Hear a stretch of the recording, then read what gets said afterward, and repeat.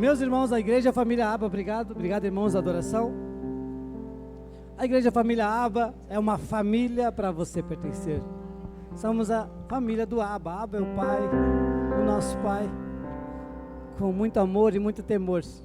Nós o amamos, mas amamos Ele. A Bíblia diz que Ele nos amou primeiro. Ele nos elegeu, nos escolheu e escolheu você para estar aqui conosco, cultuando nesse dia, que é um culto especial de celebração de ceia. Você está preparado para o retiro de jovens? Vão ficar 3 dias retirados aí. Vai ser bênção demais. Bênção demais. Seminário vem aí, né? Março, mês que vem, é o mês de aniversário da igreja. Então um evento foi anunciado, mas teremos vários outros, Charles. Vários outros. Muitas conversões, muitas vidas, muitas famílias vindo, muitos obreiros prontos, vindos para trabalhar, porque aqui a seara é muito grande, os trabalhadores são poucos. E nós rogamos ao Senhor da Seara para que mande mais trabalhadores. Eu quero celebrar os aniversariantes da semana. Eu sei que o seu Agenor é amanhã, o Guilherme foi ontem.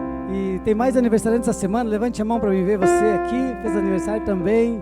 Então nós vamos orar pelos aniversariantes, né? Vamos orar, feche teus olhos. Pai, muito obrigado pela vida de cada um irmão que está aqui. Irmãos que aniversariaram, Senhor Deus, nesses dias. E nós agradecemos porque o Senhor os plantou nesse lugar e eles são árvores frutíferas nesse lugar. Suas raízes estão, Senhor, em Cristo, que é rocha, e eles não serão abalados com ventos ou tempestades, porque permanecerão firmes no Senhor para sempre. Em nome de Jesus, que venham chuva de bênção sobre a vida de cada um deles, em nome de Jesus, amém e amém. Amém, glória a Deus. Glória a Deus. Bem, hoje nós não podemos falar de outra pessoa a não ser de Cristo Jesus, não é verdade? Porque é ceia dele, é ceia para o Senhor. E onde que está aqui? Então vamos abrir a Bíblia em Colossenses capítulo 1. Uau! Celebre a abertura da Bíblia.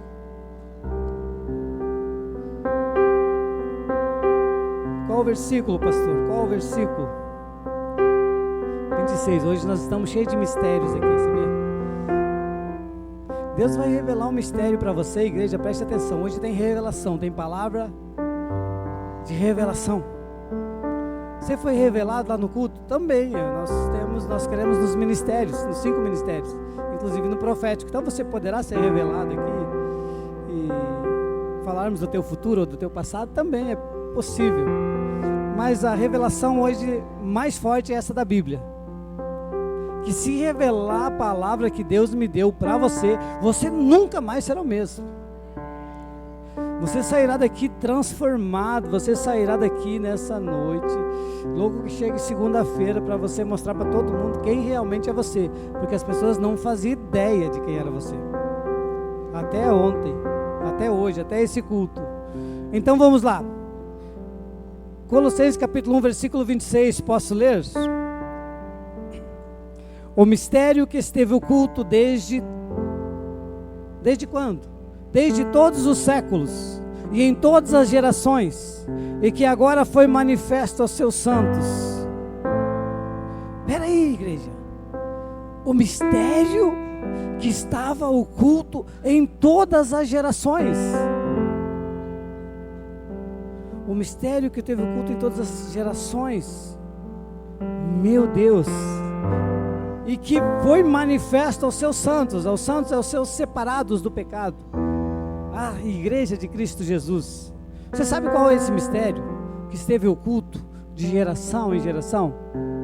Olha, Hebreus, o livro de Hebreus, no capítulo 11, no versículo 13, vai dizer... Bem, o capítulo 11, você sabe do livro de Hebreus, que fala dos heróis da fé, e vai falar das grandezas que o Senhor operou na vida deles.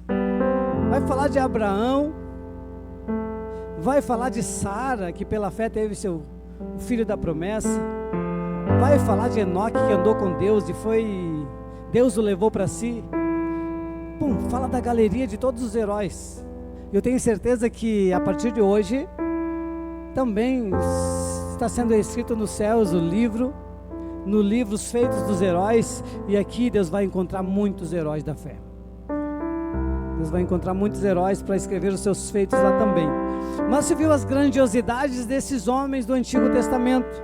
Mas ali está escrito que todos esses heróis morreram sem alcançar a promessa, sem saber o segredo. Você faz ideia disso? Olha que bênção você ter nascido nessa geração. Que bênção você ter nascido depois de Cristo.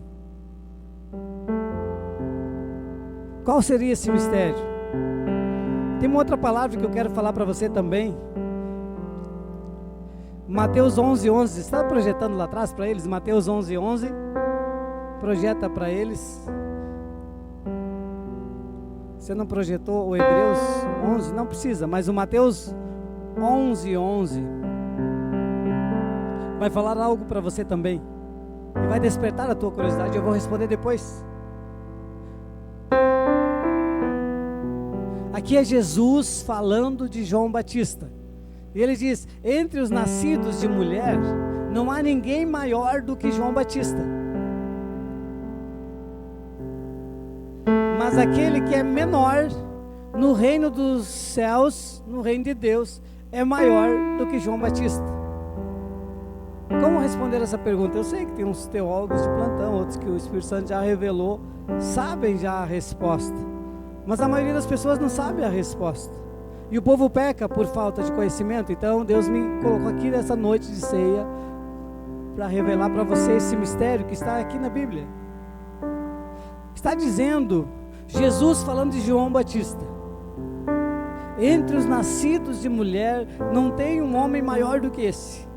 E você conhece a história de João Batista, que ele se identificou, ele olhou na Bíblia e havia uma profecia sobre ele: voz do que clama no deserto, endireitai o caminho do Senhor, preparai essas... Então João, lendo a Bíblia, olhando a Bíblia, ele diz: eu sou a voz que clama no deserto. Quando perguntaram para ele: tu és o Cristo? Ele disse: não. Tu és um profeta? Eu sou um profeta, eu sou aquele de quem Isaías falou: eu sou só uma voz que clama no deserto, eu sou só uma voz que aponta. Eu batizo vocês com água, mas depois de mim virá alguém que tem a primazia, que já existia antes de mim. Esse batizará com o Espírito Santo e com fogo. E então algumas coisas que João Batista fez e falou. Aí quando vem Jesus, e ele olha para ele, diz de Jesus: eu não sou digno de desatar as sandálias dele. João Batista, a humildade de João Batista. Mas ele estava batizando no Rio Jordão, as pessoas vinham, se arrependiam, era batismo de arrependimento, e a pregação dele era dura, forte: arrependei-vos, raça de víbora. Então, porque é chegado o reino de Deus, é chegado o reino de Deus. Toda árvore que não produz bom fruto será cortada e lançada no fogo. Então João Batista tinha essa pregação dura, mas ele dizia: vai vir um varão que é perfeito, ele vai batizar com fogo. E ele enxergou Jesus e Deus revelou para ele. Ele era tão íntimo de Deus. Tem pessoas íntimas de Deus aqui hoje? Deus revela para você. Então ele era tão íntimo de Deus que quando ele olhou Jesus, ele disse: esse é o Cordeiro de Deus que tira o pecado do mundo. É Ele, é Ele. E aí batiza Jesus, desce o Espírito Santo sobre Jesus. João Batista, Jesus fala: olha, esse homem nascido de mulher não tem maior do que ele, porque ele pôde contemplar a vinda do Filho. Só que no meu reino, o menor do meu reino, o Kélito, seria o menor do reino? Não pode ser. O Jackson não é o menor ainda. Quem seria o menor no reino de Deus que está aqui nessa noite? Com certeza nenhum de vocês, porque eu vejo vocês grandiosos, grandes, pessoas importantes. Mas ele diz: o menor no meu reino é maior do que João Batista. Por que será, pessoal? Por que ele fala isso? Tem um mistério aqui na Bíblia, né? Aí o apóstolo Paulo está falando aqui, que eu li para você: o mistério que esteve oculto desde todos os séculos e em todas as gerações, e que agora foi manifesto aos seus santos, aos quais Deus quis fazer conhecer quais são as riquezas da glória deste mistério entre os gentios, que é Cristo em vós, esperança da glória. Cristo em vós, esperança da glória. Aí as pessoas vão até a igreja para ter um encontro com Cristo, entregam sua vida para Cristo. Só tem um detalhe, João 14, você pode abrir João 14, o que Cristo disse? João 14 no 19.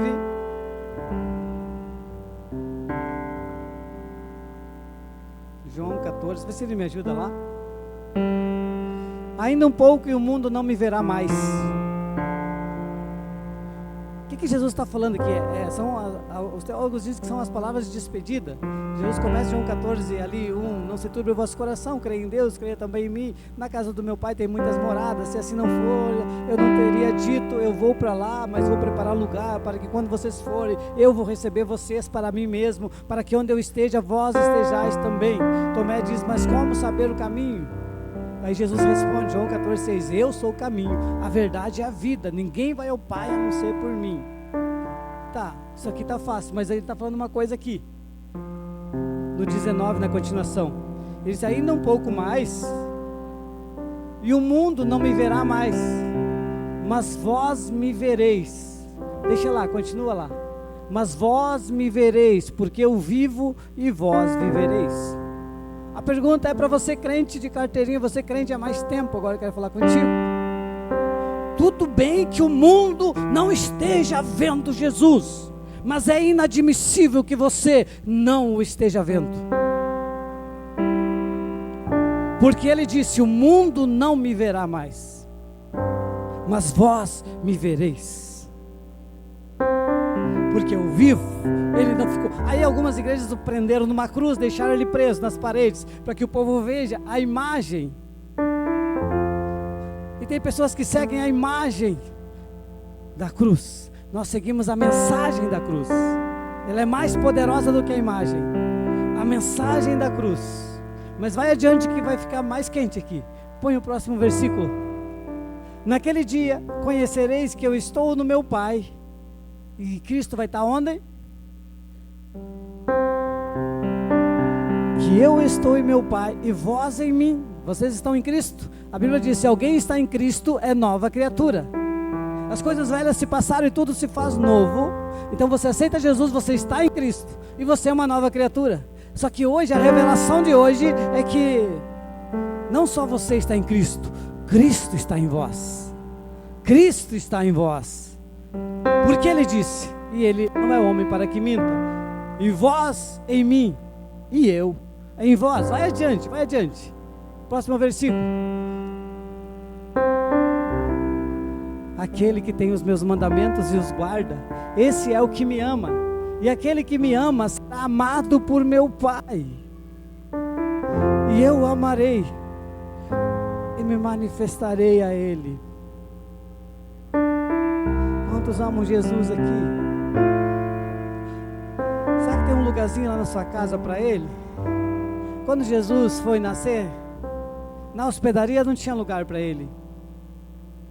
Não tem lugar aqui, Dona Maria e seu José, está cheia a hospedaria, estamos em festa. Sobrou um lugar na estrevaria. E na sua casa, Jesus tem um lugar especial? Nem é na sua casa, é em você. Sabe, a glória de Deus ontem no grupo de jovens estava muito lindo, que maravilhoso, porque era um dia de perguntas e a pastora veio para responder perguntas e eu vim ser um motorista dela e fiquei no grupo de jovens. E eu não consegui só ser um motorista e eu comecei a responder perguntas também. Quase deu atrito aí, né? Porque as perguntas eram para ela. Mas alguém me perguntou o que é a glória de Deus. A glória de Deus, o que é a glória? A Shekinah de Deus. Bem, eu respondi que Hebreus capítulo 1 diz que Cristo é a expressão exata da glória de Deus. A glória de Deus, o povo do Antigo Testamento morreu esperando ver isso. Eles tinham um relacionamento com Deus porque o Espírito Santo falava com eles através dos profetas. Mas a glória de Deus, a Shekinah de Deus, Deus mandou o homem fazer uma arca, fazer uma caixa, revestir de ouro. Nós já pregamos sobre isso aqui. Então a presença de Deus estava naquele lugar. E só o sumo sacerdote tinha acesso à presença. Depois no templo. Então primeiro era conduzida por sacerdotes nos tabernáculos. por levitas, e o povo mais simples não tinha acesso. Eram os reis, eram os profetas, e ali estava a glória de Deus, e também ela queimava e consumia os pecadores. Morria quem tivesse pecado, chegasse perto. Era a glória de Deus que estava naquele lugar. Lembra quando Moisés subia no monte, o monte fumegava? Era a presença de Deus, era a glória de Deus que descia. E aí as pessoas, Moisés tinha que purificar o povo para poder ficar perto do monte e não ser consumido. E Moisés subia e a glória descia. O rosto de Moisés resplandecia, ele descia do monte onde ele estava com Deus. E o povo ficava sonhando, quando vamos poder ver a glória de Deus nós. Aí Moisés chega um dia e diz para Deus: Deus, eu quero ver a tua glória. O Senhor já operou milagres, mas deixa eu ver a tua glória. E aí, você conhece também essa história. Moisés fica na fenda da rocha. A glória de Deus passa. Então a glória de Deus no Antigo Testamento, assim como Deus, era algo inatingível, inalcançável pelo povo comum. Era só os escolhidos, só reis, sacerdotes, profetas, juízes, que recebiam o Espírito Santo. Então eles sonhavam, mas Deus era conhecido pela sua lei e pela sua glória. Mas há 2000 anos atrás, o mistério que estava oculto de geração em geração, os profetas diziam: a virgem conceberá e dará à luz a um filho, e ele se chamará Emanuel, que quer dizer a glória de Deus, ou Deus estará conosco. A virgem conceberá e dará à luz um filho. Os reis, os impérios, eles ficavam curiosos: como Deus vai governar na terra? Aí o profeta já antecipava, Deus falava pelo profeta: olha, Isaías 53, mas ele será moído pelas nossas iniquidades, o castigo que nos traz a paz estará sobre ele, pelas suas feridas nós fomos sarados. Ele falava numa linguagem, lá no passado, numa linguagem futura. Pelas suas feridas nós seremos sarados. Havia um abismo, havia uma divisão entre Deus e os homens.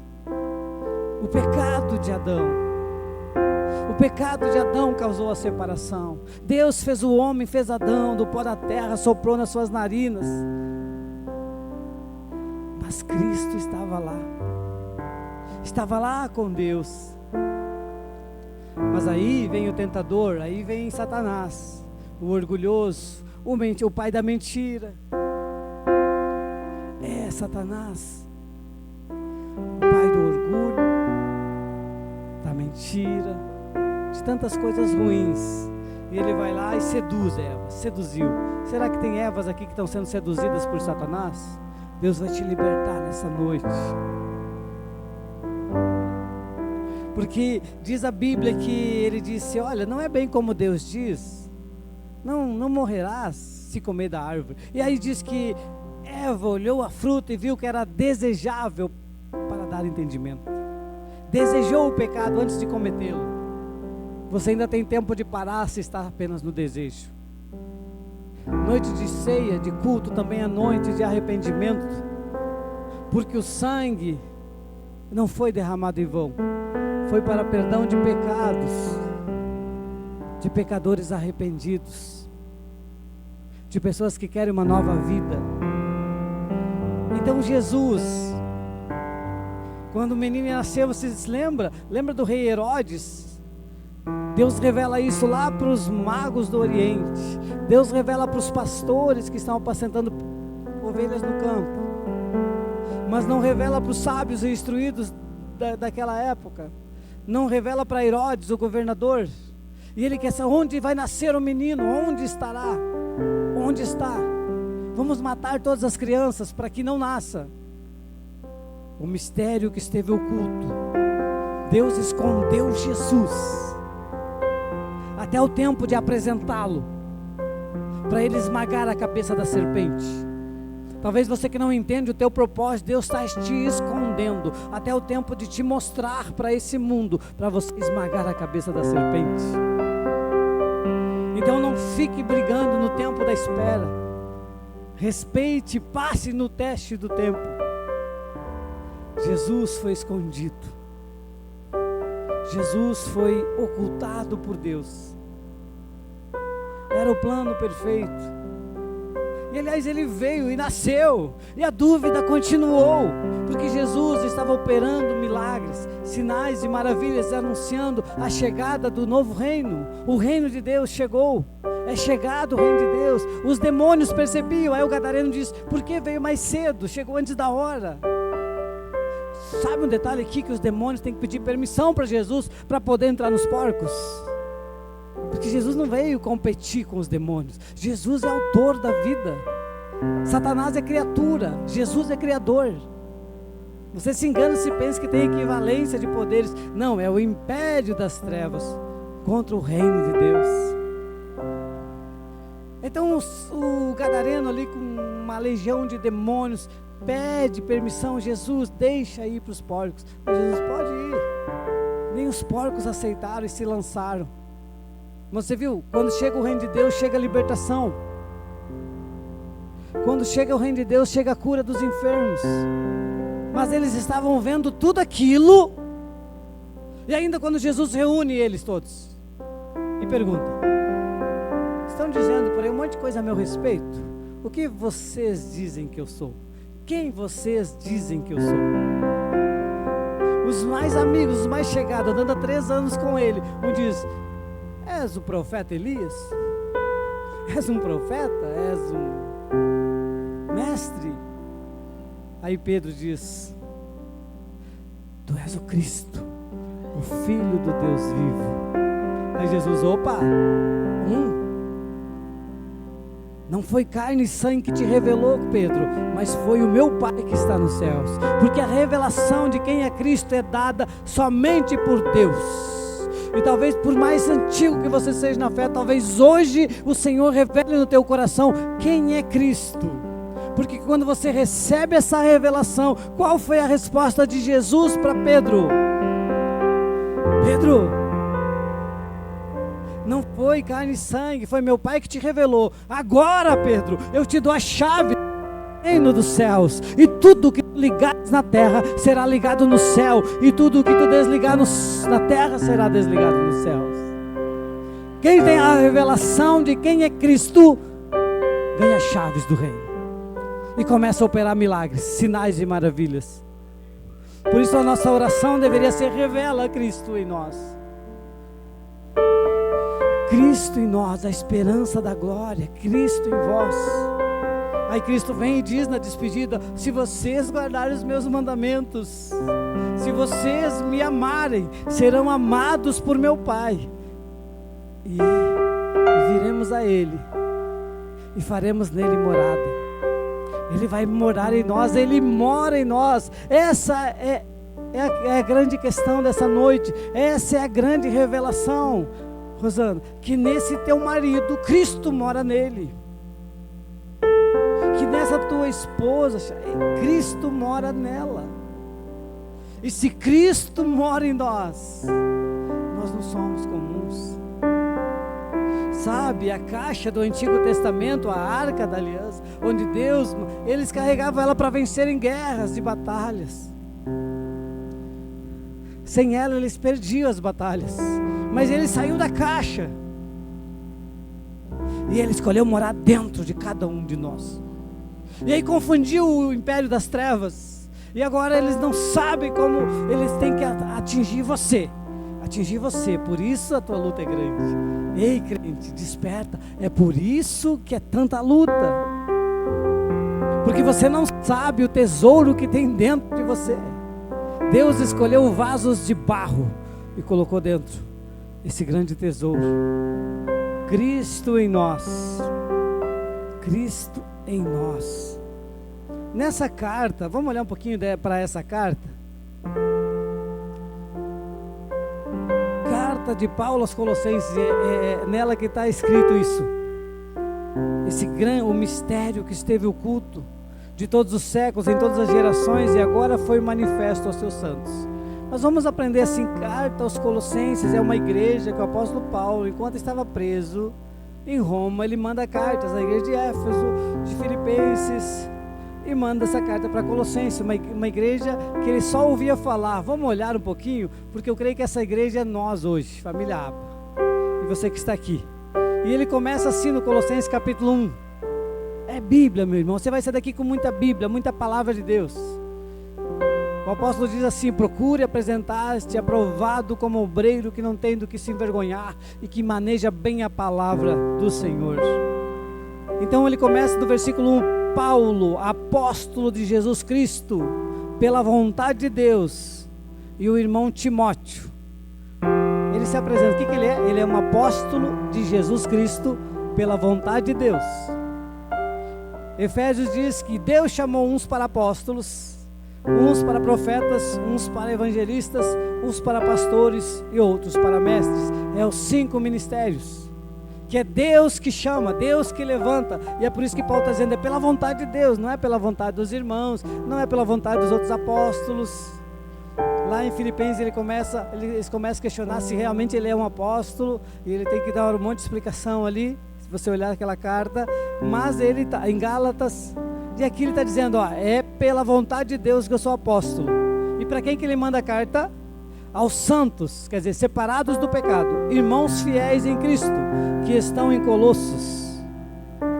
Poderia dizer, você viu que essa igreja aqui, ela está em 2 lugares? Ela está em Cristo e está em Colossos. Família Aba está em Cristo e em Nova Santa Rita, e em Canoas, e em todas as cidades do Brasil, até os confins da terra, porque esse é o propósito, e vai acontecer, e nós teremos, e muitos daqui serão pastores dessas igrejas, muitos aqui vão estar apacentando pessoas. E olha a carta do apóstolo, ele diz, aos santos, aos separados, fiéis em Cristo, e que estão em Colossos, eles saudando a graça do Senhor. Graças damos a Deus e Pai do nosso Senhor Jesus Cristo, orando. Então Paulo está orando por essa igreja de Colossos. Tu vai ver no versículo 7, que quem era o pastor dessa igreja era o Epáfras.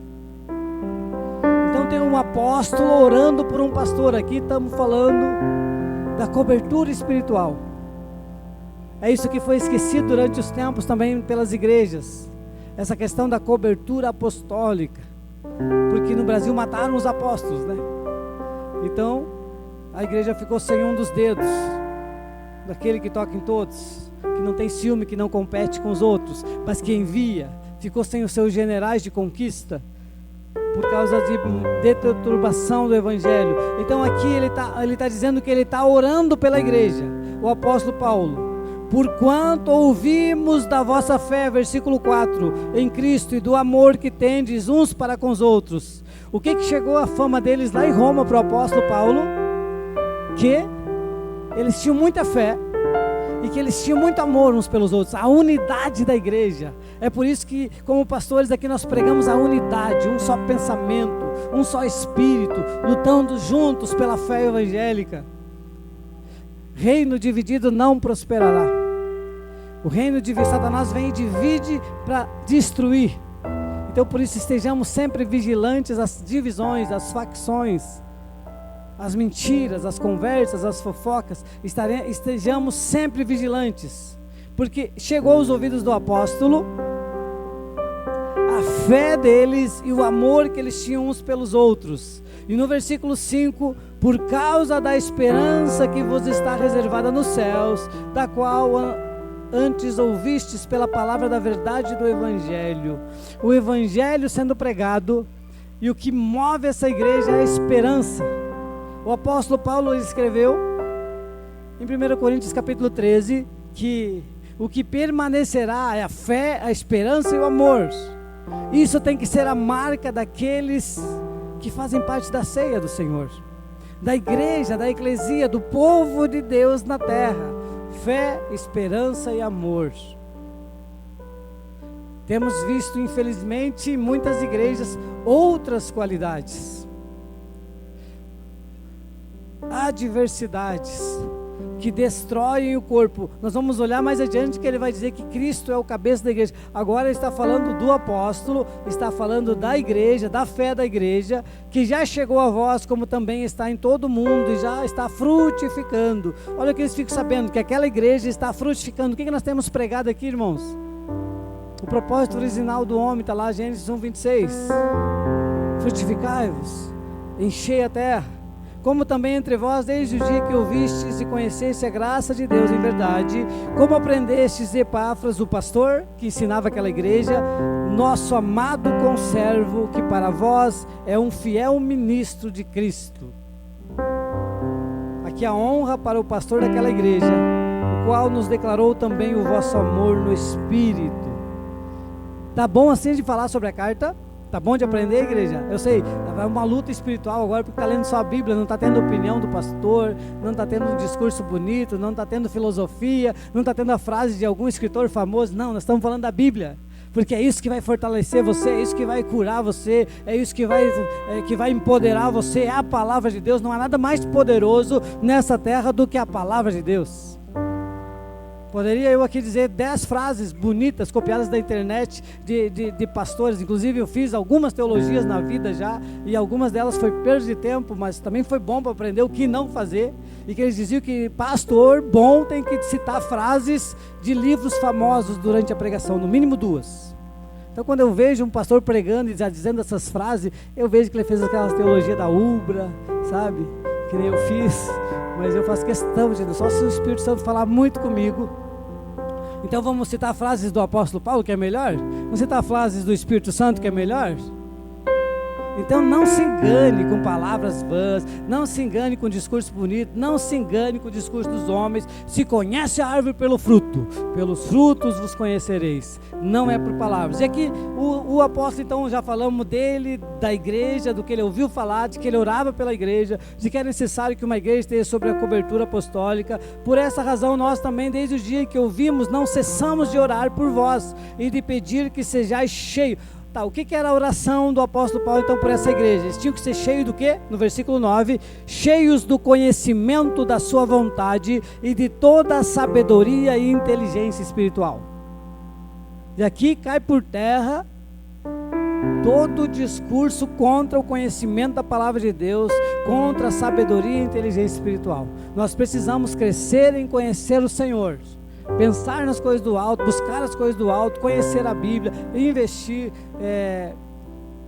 Provérbios que diz muito sobre isso, né? Que nós devemos pagar por conhecimento, buscar conhecimento, porque o povo peca porque lhe falta conhecimento. Aprende dogmas e costumes e depois não quer buscar mais conhecimento de Deus. Então, nosso povo aqui é instruído sim a aprender da Bíblia, aprender de Deus. Cheios de conhecimento e sabedoria, essa oração, para que possais andar dignamente diante do Senhor, agradando-lhe em tudo. E aqui ele vai usar muitas palavras de tudo, todos, tudo, frutificando em toda boa obra. Então aí você vai ver se você é um crente de verdade, se você está frutificando. E frutificar, o que é, meu amor? Você fez uma mensagem esses dias, dizendo que frutificar é conhecer Cristo e torná-lo conhecido. É que as pessoas conheçam Cristo através da tua vida. Isso é o verdadeiro frutificar. Se as pessoas não enxergam Cristo em você, você não está frutificando. Gerar Cristo nas pessoas também é discipular. É o velho mandamento de Jesus: ide por todo mundo pregando o Evangelho, ensinando a guardar todas as coisas que eu tenho ordenado, e eu estarei convosco todos os dias da tua vida. Então, frutificando em toda boa obra, crescendo de novo aqui, versículo 10, no conhecimento de Deus. Como é que você vai agradar a Deus ou desagradar? Se você o conhecer. Se você conhecer a Deus, você vai saber o que desagrada a Deus e o que agrada a Deus. Por isso, a tua busca pelo conhecimento de Deus, na palavra de Deus, com pessoas que possam te ensinar, com pessoas curadas que possam te ensinar, não pessoas traumatizadas e que querem ensinar outros, mas estão cheias de dores, não curadas, e então se tornam pessoas amargas, pessoas pesadas, pessoas que é uma vergonha para a cruz de Cristo. Fortalecidos versículo 11, fortalecidos em todo o poder, segundo a força da sua glória, em toda paciência e longanimidade com gozo. Então o apóstolo Paulo está dizendo para a igreja de Colosso: eu quero que vocês andem dignamente diante do Senhor. Eu tenho orado por isso, para que vocês frutifiquem, para que vocês cresçam no conhecimento de Deus. Eu peço que vocês sejam fortalecidos no poder, segundo a força da sua glória, e tenham paciência e tenham longanimidade. Ser longânimo, dando graças ao Pai que nos fez idôneos para participar da herança dos santos. A Bíblia diz que existe uma herança. Se você aceitou Jesus como Senhor e Salvador, você se tornou herdeiro de todas as promessas de Deus. Então, se você não tem recebido a herança, tem alguma coisa bloqueando você, e hoje é um bom dia para destravar tudo isso, porque nós temos acesso a toda a sorte de bênçãos conquistadas por Jesus já nas regiões celestiais, em Cristo Jesus. É isso que a Bíblia diz. Versículo 13, que talvez fosse o título da pregação dessa noite, mas eu mudei lá para o segredo a ser revelado, Cristo em nós. Mas esse aqui, versículo 13, o qual, agora está falando de Jesus, tá? O qual nos tirou da potestade das trevas e nos transportou para o reino do Filho do seu amor. Isso foi Deus quem fez, tá? Nós estávamos presos, mortos nos nossos delitos e pecados. Para nós foi totalmente de graça. Jesus veio a esse mundo há 2000 anos atrás e pagou pelo meu e o seu pecado. E foi pelo seu sangue.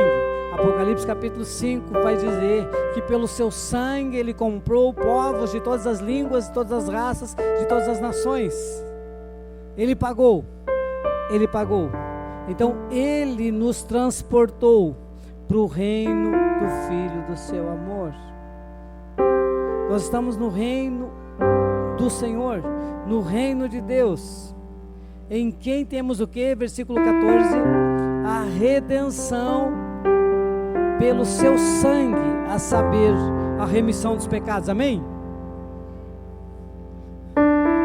O que tem aqui? Remissão de pecados, perdão de pecados. Quero parar um pouquinho aqui para nós continuar aí para a ceia. Pelo sangue dele nos remiu do pecado. A Bíblia é toda uma história de redenção. É a redenção dos filhos que não eram filhos, eram criaturas. E aqui respondo a pergunta que eu fiz no começo: por que o menor no reino dos céus é maior do que João Batista? Por que Jesus disse isso? Porque até Jesus morrer na cruz, todos nós éramos criaturas, não éramos filhos. Todos se relacionavam, inclusive Abraão, amigo de Deus, Moisés, servo de Deus, e todos os grandes heróis da Bíblia, nenhum foi filho de Deus. Mas Jesus veio a esse mundo, morre na cruz, ressuscita, e agora João capítulo 1, versículo 12, todos que o aceitam Jesus como Senhor e Salvador tornam-se filhos de Deus e entram para o reino do Filho do seu amor. Entram para o reino de Deus. Então filho é maior que o servo, filho é maior que o amigo, filho de Deus. Vocês então são filhos de Deus. Por isso ele disse: o menor filho é maior do que o servo, João. E tem igrejas e tem pessoas que comportam-se como servos até hoje, não como filhos de Deus. Mas eu quero revelar para você nessa noite essa grande verdade. Esse mistério que estava oculto agora foi revelado. É um reino de filhos, que é só clamar: Abba, Pai, e Ele te ouve. Quem é pai sabe que se o teu filho levantar a voz, você já olha. Por isso no Antigo Testamento estava escrito: olha, se o povo que chama pelo nome orar e me buscar, eu ouvirei e mudarei. Se Ele mudava a sorte dos servos, imagina de vocês, filhos amados. Sabe? Mas aí quando Ele é batizado, Jesus é batizado, e a voz vem dos céus e diz: esse é meu filho amado. O que o inimigo já vem fazer? Jesus é levado para o deserto para ser tentado. Aí chega Satanás todo disfarçadão, como vai chegar alguns amanhã, e você vai dizer: mas tu é filho de Deus mesmo? Bom, se tu és filho de Deus, transforma as pedras em pão. Se tu és, e aí Satanás começa, Mateus capítulo 4, Lucas, se tu és filho de Deus, não aceite mais essa dúvida, amém? Eu sou o filho de Deus, eu aceitei Jesus como Senhor e Salvador, o maligno não pode tocar no filho de Deus. Jesus era unigênito e se tornou o primogênito de muitos, de todos, e ele então habita em vós. Está revelado o mistério? Cristo em vós, a esperança da glória. Sabe, para finalizar, Jesus, toda a necessidade de Jesus era suprida. Ele não tinha falta de nada, tudo que ele precisava, o Pai providenciava para ele. Inclusive quando ele precisou de um jumentinho para entrar em Jerusalém. Ele disse: preparem, vão adiante de mim, preparem um cenáculo, a ceia, a última ceia. E aí ele disse para os discípulos: vocês encontrarão um jumentinho amarrado, vocês desamarrem o jumento, e quando perguntarem para vocês por que estão desamarrando o jumento, vocês digam: o Senhor precisa dele. Conhece essa história? Vocês conhecem a história?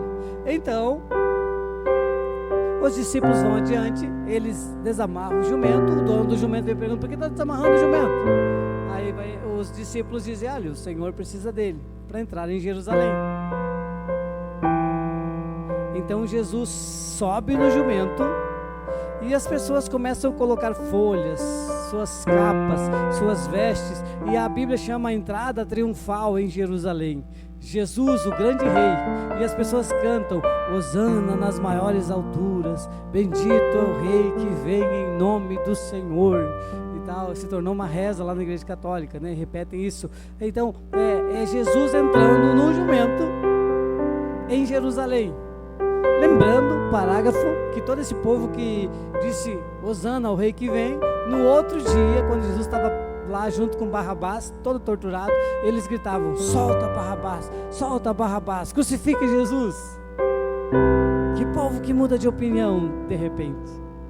É o mesmo povo, é o povo judeu, porque eles não tinham Espírito Santo, porque eles não tinham a revelação da glória, eles não sabiam, era um mistério oculto.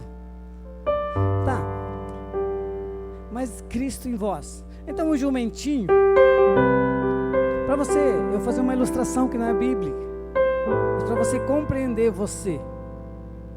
O jumentinho entrou aquele dia, Charles, e todos estendiam as vestes, e todos se prostravam para que o jumentinho passasse. No outro dia, ele faz o mesmo trajeto.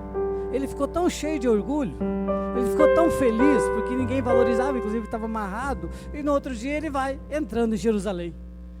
E olha, e fica olhando, e vai indo, e bufa, e relincha, e ninguém vem, e ninguém liga para o jumento. Ninguém dá a mínima para o jumento. Isso não está na Bíblia, tá? Estou fazendo uma ilustração. Por que ninguém liga para o jumento? Porque não tinha Jesus em cima dele. Porque eles estavam se curvando, se dobrando, porque Jesus estava com o jumento. Era para Jesus. Você, sem Jesus, é igual ao jumentinho. Ninguém vai se prostrar, ninguém vai servir você, ninguém vai admirar você. Você sem Jesus é apenas um jumentinho. Mas com Jesus, porque ele disse: Cristo em vós, Paulo, o apóstolo Paulo diz, a esperança da glória. Cristo disse: eu estarei em vós, o meu Pai estará em mim, eu estarei em vós.